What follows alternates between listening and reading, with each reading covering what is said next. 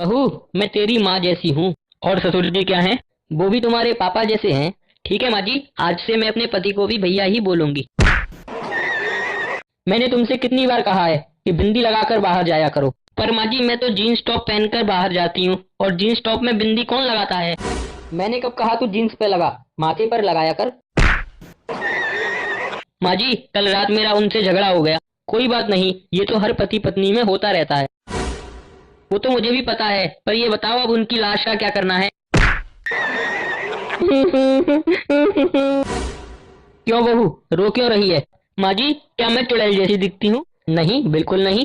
क्या मेरी आंख मेढ़की जैसी है? नहीं तो। क्या मेरी नाक पकौड़े जैसी है? नहीं। क्या मैं भैंस जैसी मोटी और काली हूँ?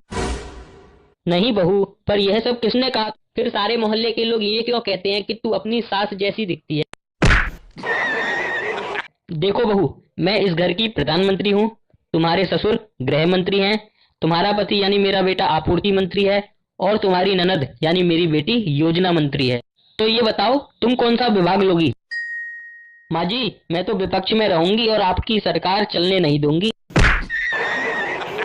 बहू, मान लो अगर तुम पलंग पर बैठी हो और मैं भी उस पलंग पर आकर बैठ जाऊं, तो तुम क्या करोगी?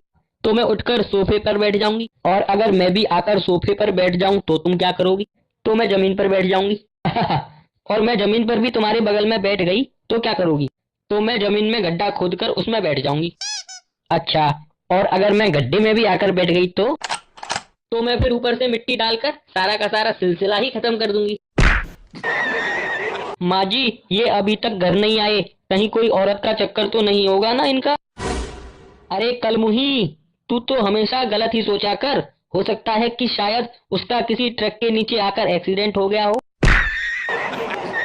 माँ जी, आपको पता है कि तारक मेहता का उल्टा चश्मा में गोकुलधाम सोसाइटी की सभी औरतें इतनी खुश क्यों हैं? क्यों? क्योंकि वहां पर एक भी सास नहीं है।